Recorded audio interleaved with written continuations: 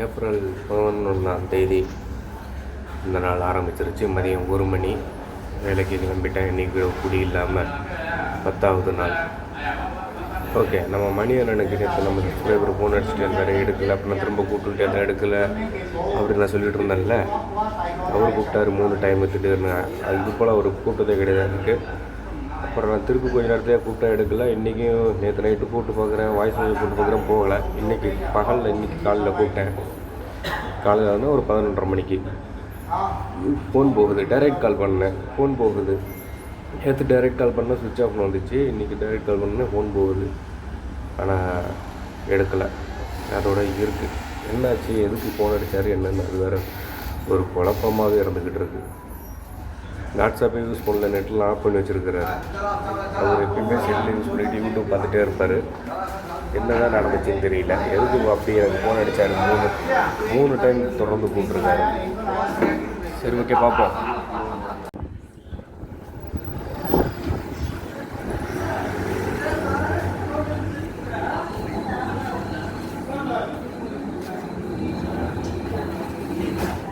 மணி 6 போகுது.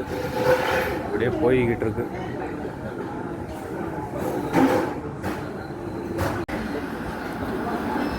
பதவி வரும்போது பணிவும் வர வேண்டும், துணிவும் வர வேண்டும்னு சும்மாவா சொல்லியிருக்காங்க அந்த நேரத்துலையே.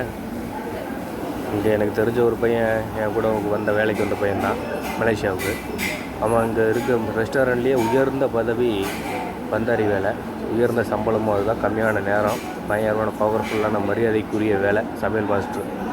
அந்த வேலைக்கு அவனை ட்ரைனிங் கொடுத்து அவனை ஆக்கிட்டாங்க. ஆனால் அவங்ககிட்ட வந்துட்டு ஒரு திமிரு இருக்குது, மற்றவங்கள மதிக்கிறதில்ல, பணிவு இல்லை அப்படின்னு சொல்லி அது பெரும் தொந்தரவாக போய்கிட்டு இருக்குது கடையில். அடுத்து எண்ணெயை ஆக்காரத்துக்கும் வாய்ப்பு இருக்குது பந்தாரியா. பார்ப்போம். இப்போது கடையில் இருக்கிறது ஓனரோட தம்பி. அவர் என்னங்கிறாரு, என்ன ரகுநாத், நீ இனிமேல் இங்கே தான் நான் ஃபுல் நேரம் அப்படிங்கிறாரு. எனக்கு தெரிலண்ணே அப்படின்னேன். உனக்கு அங்கே இருக்க பிடிச்சிருக்கா இல்லை இங்கே இருக்க பிடிச்சிருக்கா அப்படின்னு கேட்டார். நான் சொன்னேன், எனக்கு எங்கே இருந்தாலும் ஓகே தான் அப்படின்னு சொல்லி. ஆனால் அவர் சொல்கிறத வச்சு பார்க்கும்போது அவன்கிட்ட சொல்லலையா இன்னும் அப்படின்னாரு. அப்போ சொல்லலையான்னா அவங்களுக்குள்ள இவருக்கு தெரிஞ்சிருக்குது நான் இனிமேல் இங்கே தான் அப்படின்னு சொல்லி. அப்போ என்னை இனிமேல் இந்த கடையில் தான் வச்சுருப்பாங்களோ, என்னோடய கடைக்கு கூப்பிட்டு போக மாட்டாங்களோ, என்னோடய ரொட்டி மெசைக்கு அப்படி இருக்குது. இங்கே பந்தாரி ஆகிறதுக்கு உண்டான சுச்சுவேஷன்ஸும் இருக்குது. இங்கே பந்தாரி ஆகனா இல்லை அங்கேயே போய் ரொட்டியே போடுவானா இல்லை என்னன்னு தெரியல. நான் இங்கே சைட்லேயும் வேலை கேட்டுட்ருக்கேன் பார்ட் டைமாக. ஏன்னா நம்ம இருக்கிற இடத்துலையே இருந்துக்கிட்டு ஐயோ வருமானம் இல்லை, அது இல்லை, இது இல்லைங்கிறத விட நம்ம இருக்கிறது வெளிநாடு, வேலைக்காக வந்திருக்கிறோம். மீதி இருக்கக்கூடிய நேரங்கள்லேயும் பணம் சம்பாதிக்கிறதுக்கு வழியை பார்ப்போம்னு சொல்லி நான் வந்துட்டு மற்ற வழியிலையும் பார்ட் டைமாக வேலை கிடைக்குமான்னு தேடிக்கிட்டு இருக்கிறேன்.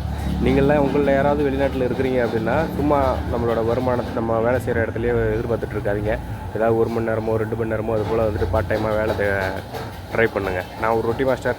காலையில் நான் ஃப்ரீயாக இருக்கிறேன். எங்கள் மலேசியாவிலலாம் காலையில் ரொட்டி தோசை இதெல்லாம் பயங்கரமாக ஓடும். நம்ம ஊர்லலாம் மதியம் தானே, இங்கே காலையில் ஓடும்.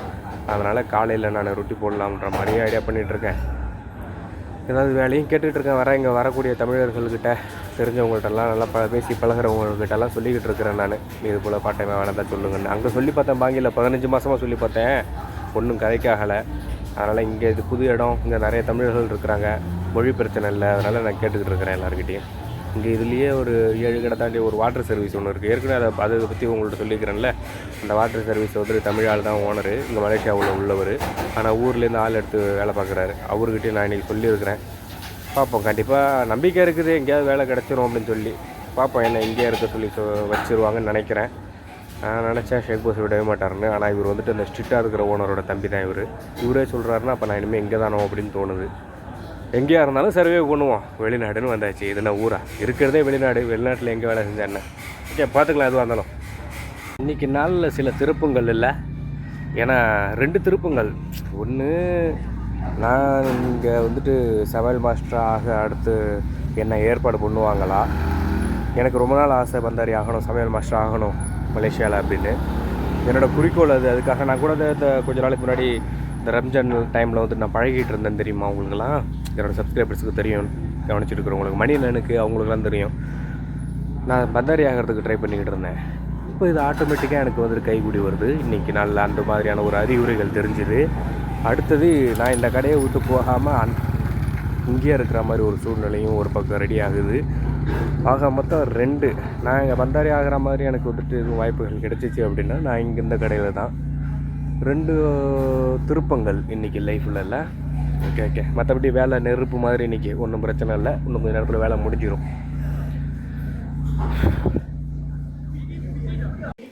எங்கள் கடையினுடைய கேஷியர் அண்ணன் வந்தார். அவர்கிட்ட நான் கேட்டேன், ஏன்னா எப்போனா வந்துட்டு சமையல் மாஸ்டர் ஆக்க போகிறீங்க அப்படின்னு சொல்லி கேட்டேன். இன்னும் அதையே நினச்சிட்டு இருக்கியாடா அப்படின்னாரு. ஆமாம்னா ரொம்ப நாள் கனவு வந்தாரி ஆகணும், சமையல் மாஸ்டர் ஆகணும்னு சொல்லி முதல்ல நான் 2-3 டைம் கேட்டிருக்கேன். அவர் வந்துட்டு ரெடி பண்ணுவோம், அதுக்கு ஐடியா பண்ணுவோம், அதுக்குன்னு நேரம் வரும்னே சொல்லிகிட்டு இருந்தார். அப்புறம் இந்த ரம்ஜான் டைமில் நான் ட்ரை பண்ணல, அதெல்லாம் சொல்லி சொன்னேன். சரி ஓகே பார்ப்போம், ஐடியா பண்ணுவோம் அப்படி சொல்லி இருக்கிறாரு. அதோட இருக்குது மலேசியாவில் 3வது மாதத்தில் ரொட்டி மாஸ்டரு. இதுக்கப்புறம் நான் பந்தாரி ஆவனா இல்லையா அப்படின்னு தெரியல. இந்த வீடியோவில் நான் இது போல் வந்துட்டு இப்படி நான் பயிற்சி பெற போகிறேன், வந்தாரி ஆக போகிறேன் அப்படி சொல்லி நான் பேசியிருக்கிறது, இந்த வீடியோவை நான் அப்லோட் பண்ணுறதுங்கிறது நான் என்னோடய காண்டாக்டில் இருக்கிற எல்லாருக்குமே இந்த சேனலை ஷேர் பண்ணியிருக்கிறேன். ஏன்னா நான் வந்துட்டு இன்னும் கொஞ்சம் மோட்டிவேஷனோட அப்படி இல்லாமல் ஒரு நாளையும் கிடக்கணுங்கிற ஒரு கண்ணோட்டத்தில் நான் எல்லாருக்குமே ஷேர் பண்ணியிருக்கிறேன். அதை எல்லாத்தையுமே சொல்லியிருக்கிறேன் உங்கள்கிட்டையும். அப்படி இருக்கும்போது நான் அதை ஷேர் பண்ணேன்னா நான் இது போல் பயிற்சி பெற போகிறேன் அப்படிங்கிற நியூஸ் வெளியே லீக் ஆச்சுன்னா ஏற்கனவே இங்கே வேலை செய்கிறவங்களுக்குள்ள சங்கடம் ஏற்படும். அது போல் இருக்குது. ஆனால் எனக்கு பந்தாரி ஆகணுங்கிறது ரொம்ப நாள் கனவு, ரொம்ப நாள் ஆசை. நான் இந்த கடைக்கு வந்த அன்னைக்கு அடுத்த நாள் நைட்டு பூரா தூங்காமல், புது இடங்கிறதுனால நைட்டு பூரா தூங்காமல் அடுத்த நாள் காலையில் வந்து நான் அவங்ககிட்ட கேட்டேன், இங்கே வேலை செய்கிற பந்தாரிக்கிட்ட, என் கூட வந்த பையன் தானே, அந்த பையன்கிட்ட கேட்டேன், இவ்வளோ எனக்கு சமைக்க கற்று தெரியான்னு. என்னை பார்த்துட்டு கற்று தரேன் அப்படின்னா அதோட இருக்குது. ஏன்னா இந்த வீடியோ அவனே பார்த்தாலும் அவனுக்கே தெரியும். ஏன்னா நான் வந்த அன்றைக்கே கேட்டேன், வந்து முதல்ல அவனை சந்தித்தப்போ எனக்கு கேட்டேன், எனக்கு கற்று தெரியா அப்படின்னு சொல்லி. ஏன்னா எனக்கு இந்த வேலை பழகணும்னு சொல்லி அவ்வளோ ஆர்வம். கிச்சன் அப்படின்னா அதில் வந்துட்டு பந்தாரி தான் கிங்கு. அந்த பந்தாரினா ஒரு பவர். இதெல்லாம் காசு பணத்துக்காக இல்லை தம்பி, இது ஒரு போதை அப்படின்னு சொல்லுவான்ல ஒரு விஜய் படம் கூட. அதை நான் இந்த தோசை சுடுற மாதிரி அந்த வீடியோவில் வந்துட்டு நான் அது போல் ரெக்கார்ட் பண்ணி நிறைய டைம் ஸ்டேட்டஸ் வச்சுருக்கிறேன். அதுதான் எனக்கு ஞாபகம் வருது. இதெல்லாம் காசு பணத்துக்காக இல்லை, அது ஒரு போதை மாதிரி.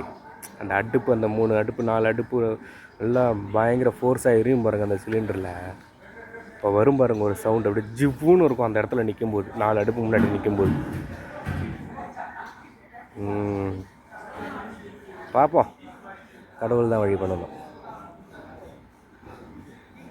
எல்லாம் கடவுளோட சித்தம்தான்.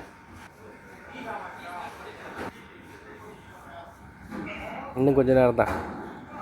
இந்த மணி அண்ணனுக்கு ஒன்றும் நெட்டு ரீச் ஆகலை. காலைல கூப்பிட்டேன், ஃபோன் போச்சு, ஆனால் எடுக்கலை. அதோட இருக்குது. பார்ப்போம் என்ன கதைன்னு.